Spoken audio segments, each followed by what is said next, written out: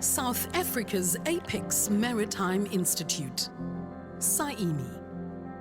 SAIMI is dedicated to unlocking South Africa's maritime potential and driving socio-economic development by aligning education, training, research, industry, social and government stakeholders. The Institute forms a comprehensive force for change. The mission is clear: to catalyze education, skills development, training, research, and innovation initiatives that unlock South Africa's oceans and maritime socio-economic opportunities. Through collaborative partnerships and networks, individuals and communities are empowered to thrive in the maritime sector. The vision: a highly skilled, knowledge-intensive and sustainable ocean sector. The purpose: to be South Africa's platform and catalyst for collaboration towards the sustainable growth, development and transformation of its ocean sector. SAIMI advocates for understanding, empowering communities and providing policymakers with the science to make informed decisions. Together, shaping a future of opportunity and prosperity for South Africa's ocean sector. The bridge, the compass, the anchor. SAIMI.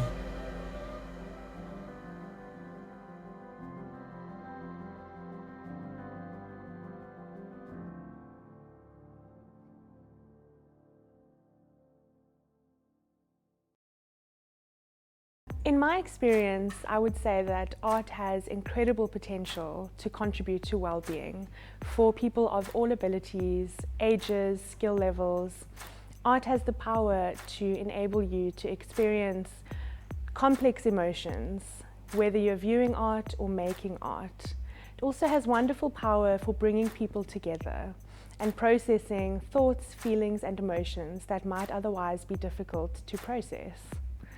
Art has a lot of potential for stress relief, relaxation, mindfulness, and therapeutic benefits.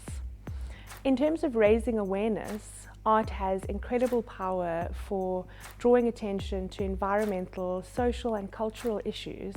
With the Oceans of Art project, I've been fortunate to be involved with some art students, and we are putting together a series of projects, the first of which is a children's book. And the children's book draws attention and raises awareness to overfishing and encourages children to do what they can to protect our oceans and protect the life within the oceans. The other project that we are doing is 2 art workshops with adults and children of various abilities and skill levels. And I will be facilitating this workshop in an art wellness geared fashion. The purpose of this workshop is to create artworks that are ocean themed while also educating people about the benefits of art wellness and how art can contribute to well-being, but also an educational element that can educate people about how to better contribute to helping our oceans. In addition, we've created a series of percussion instruments using recycled materials and found objects that have been gathered off the beaches, in particular pollution, such as plastic bottles, plastic items that we are recycling to create into musical instruments that will be used at the event. Arts is my life. I always say that because I was saved by arts. Where I'm staying in the township, there's a lot of crime, a lot of bad things that are happening. But because of, while I was still at school, I will come from school and eat and go to the rehearsals. So that made me to be saved of other things. Maybe now I'll be one of the guys who are carrying big guns in the township. but I was saved by arts. So arts is something that I like, I fell in love with. At first I was shy, but as time goes, I fell in love. Then I'm the first one. When it's come to go to stage, I want to be in front because I'm doing something that I love. And throughout the years, we didn't even know when we started that you can be able to make money in arts. We're just performing for free because it was all about love. So if we hear there's a event somewhere, we'll just go there with my group and we'll just ask for the stage, just for exposure. So, but throughout the years, we also learned that you can be able as well to make living out of arts. So arts, it's something, as I'm saying, it's something I love. So to do something you love and earn at the end, so it's a bonus, because when we engage, we do arts, we feel like we move to this world and to be on other world, because as we go around, even the world, sharing our culture with other people, and when you see the audience, there's a moment where we look around and you see the audience is so excited. And imagine a world like this where everyone is just excited, everyone forgot about the problems and everything. So arts, it also heals, because even if you have a worry that you have, when you are doing arts, you forget about anything.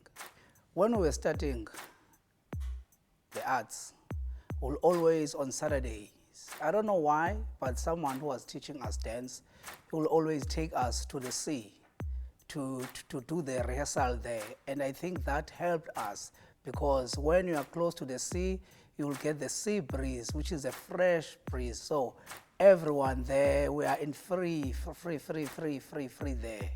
Also with ocean, I'm also attached, because recently I went to a cruise ship for the first time in my life, and it was through arts as well. So while we were there, it was so amazing, because it was like we were in other world where we perform, and everyone was so excited to learn about our culture. So you see, it is a holy environment, as in our culture. Even if you take water from the sea, they will tell you things that are not okay, the sea will take them out. So sea is a holy place. We've had a very stimulating Heritage Month, and into that space we've reflected on what it is about art. And yes, the final product is amazing. We love the final product, and artists are incredibly creative. But something that's come up is the process, that there's something quite special about making art and getting yourself into that space of creating and making. And there's an element of vulnerability there that gets people thinking and talking. And that's really, this whole month has been a reflection on that moment. So we're sitting in this exhibition at the moment, which is called Unsettled, and the artwork behind me is the Mendi. It's about the men who lost their lives on the Mendi ship, done by Hilary Graham. And what's interesting about that work is, on the morning that the Mendi sank, the ocean was still. So I always say to Hilary, well, what do the historians always say to you? Oh, no, it's inaccurate. But it's not inaccurate, because the emotions and the trauma and the wound that whole story created is reflected in those tumultuous waves that you see in that ocean. That's what he's trying to reflect.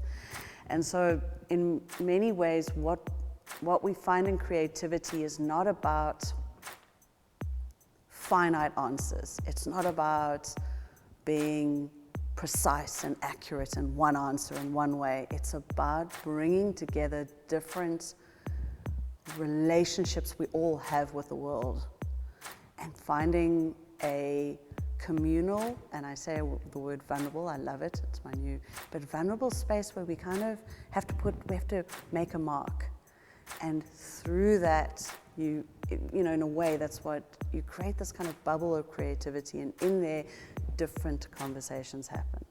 So not just your traditional conversations around, and we're talking about the ocean economy. So we know that there are very hard conversations about economics. There are hard conversations about how can we create jobs, how can we, but sometimes you need a spaces between those conversations where different conversations can happen, where some reflection, I mean, it's like going down to the sea and jumping into the ocean and having that spray on your face. There's such a visceral experience there, you know, that's the ocean, this is the amazing thing.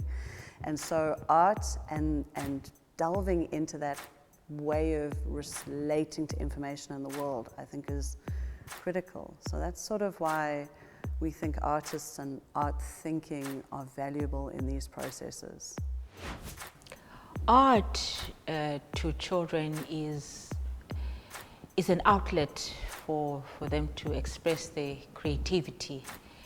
They get to be themselves, no judgment, they can express themselves. For children, art makes learning fun because they get to work with all sorts of materials, like work with color, they get to explore, experiment with different sort of like materials. Like now, coming to the museum for them is like a real deal. It's like a big deal because then I get to watch their faces when they like get wowed. They get fascinated looking at the big pictures like this one. Often at times I had to sort of like calm them down, let them sort of like relax, close their eyes, and then look at the picture and describe how they feel about it and what colors do they see and all that. And you get to hear like from the children's mouth what exactly is their thoughts. What's nice about coming to the museum, it's the kids get to see the original piece. They get to look at the colors, like the size of the artwork, and they get to see the brush strokes, and then some of them want to smell it for that matter, but it's like seeing the real thing and working with the real thing. When trying to portray an entity as vast, as huge, as the ocean, as the sea, with whom every single person on this planet has got their own personal relationship, it becomes quite a daunting concept to think that you're going to try and fulfill. I say this because you've got to try and do it in a really honest way. The process that we felt would be the most sincere in order to make that happen was to undertake a process of workshopping, of bringing all of the elements into the studio space, from the musicians to the words that were going to be said, in order to bring those elements together with the movement that was going to unfold. We then took the approach of improvisation. While the words were being said, we let the musicians come up with the sounds that they thought matched that, and the dancers, and then moved and found what felt real in their bodies in order to let that process unfold naturally and honestly. The styles of dance that were in the room were everything from street dance to ballet dance, contemporary dance, modern dance, Afrofusion, African contemporary, gqom, amapiano, even trained gymnast bodies. But still, having said that, and with those training styles in those bodies, they still had to walk into the room, walk into the studio and become a blank canvas in order to take on a visual language and internalization of a movement associated with the ocean. The ocean's got a number of moods, a number of energies, a number of speeds. The ocean's got a slow, wavy speed, but it's also got an attacky, choppy speed. And we found movement threads and movement phrases that we found would aptly portray those and also communicate those to the audiences that we knew are going to encounter these visually. So in creating this, it was very much a co-creative process.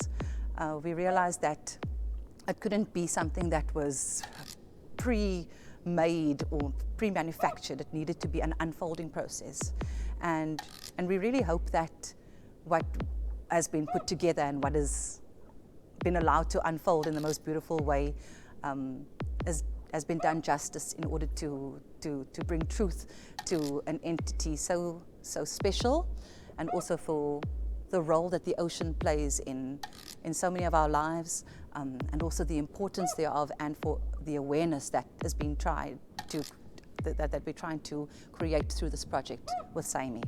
When it comes to the value of the arts, and particularly dance, I think that sometimes there can be a misperception that it's only reserved for the big stage, jazz hands, and consumable theatre from that point of view, where perhaps it's not as developed in the city of Gqeberha, I would say, on that commercialized level. And I think it's important that people realize that training in dance and the arts is usable and is practical and is implementable in so many different ways. When they say industrial theatre, it means theatre and the arts that can be used in the corporate environment. And in this particular case, it's used as a communication method in order to get a very important message and concept across about the ocean's awareness and maritime awareness. At the same time, it can be used to get across concepts about GBV, about childhood preservation, and the importance of all sorts of problems, all sorts of societal problems. And that is the point of art, that it can be used in all sorts of mediums. It can be used to get across bullying campaigns, cyberbullying campaigns, the importance of educating our kids in different ways and making them aware of things, and just about getting all issues, just getting them all across in a way that's understandable. So the process began with us wanting to get a sense from the cast members what their relationship is with the ocean. And once we got a sense of that, it assisted us in terms of writing the script, and it assisted us in terms of understanding their backgrounds. Because whatever their relationship is with the ocean, we were definitely going to be able to see that coming through during the production. So, and that is a method that one uses. First, get to know the actor before you drape the actor with a character. So we got to know the actors, we got to know their relationship with the ocean, and we took it from there. Writing the script, it was an interesting process because we personified the ocean so that the ocean can have a voice, can have a texture, can have a character, can have emotions. And once you have all of that, we then took the dancers on a process of assuming different roles, responding to this character, Mother Ocean. So this is where the whole process started from in terms of how we developed the story. And it really unfolded beautifully because when you personify an object or a thing, you are then able to color it with different textures and different emotions, and you are also able to make it communicate. And I think that's what we did. And in us embarking on this journey, what I have realized is that we've actually created or developed stewards of the ocean, because now all of a sudden, the different relationships that cast members have with the ocean, I could see those perceptions changing because of this character of Mother Ocean. All of a sudden now, you could see that there's a different understanding of what the ocean actually does for us as human beings. So I think we did not only just develop characters, we did not only just develop a play, but we've also changed perceptions. And I think we have created ambassadors of the ocean in a way. The arts in general does play a pivotal role in changing mindsets, in communicating. You would remember that during the AIDS pandemic, a lot of theater shows were used to create awareness. In factories, we do what is called industrial theater to teach people about safety, to teach people about the values, the principles of a particular business.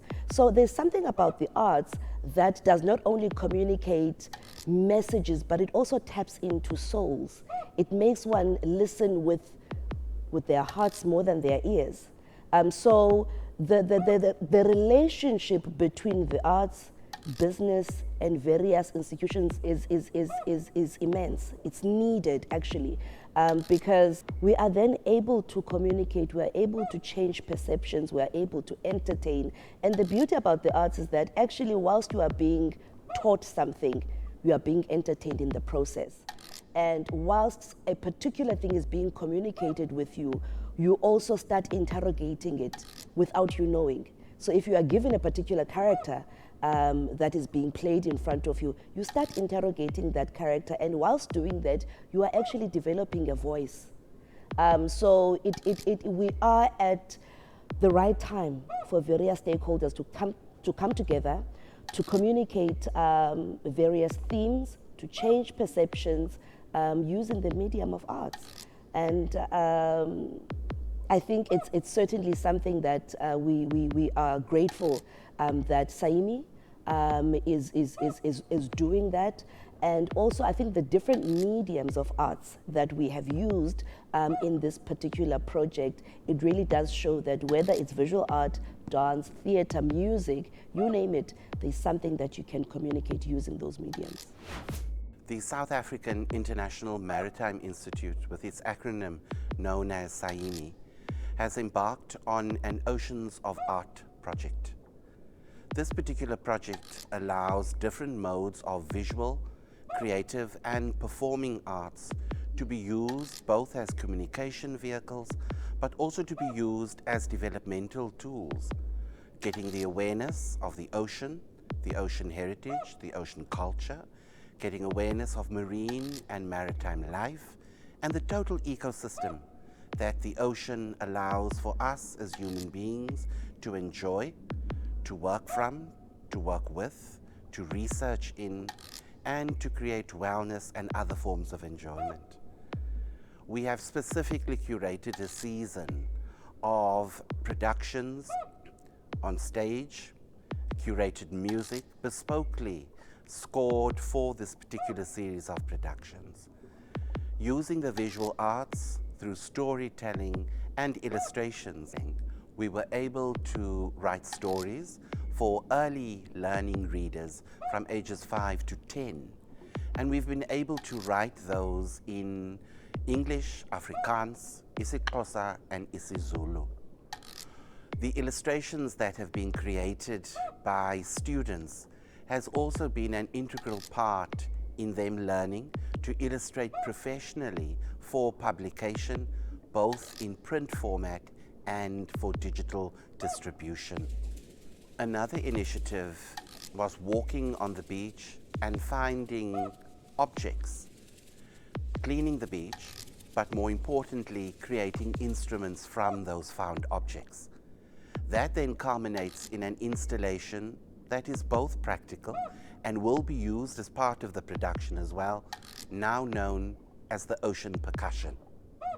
These found objects give different sounds. They allow for people to own an instrument, and in that way, they are able to enjoy the different sounds of the ocean and contribute towards well-being and other forms of entertainment. Saimi Oceans of Art competition was also conceptualized in the season of creativity. This is an art competition that allows school learners across the country to make submissions in different art categories when the call comes out from the Institute.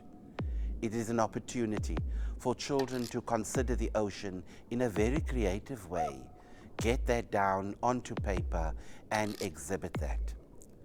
We aim through this initiative to use both art and the ocean to tell more stories, giving great imagination, giving more color, and giving the ocean even more power in the minds and the hearts of everybody, those who've seen it and those who are yet to see the ocean. We certainly hope that everybody would look out online when the call becomes available, and we encourage educators across all schools in South Africa to get young learners to participate in this new inaugural Saimi Oceans of Art competition.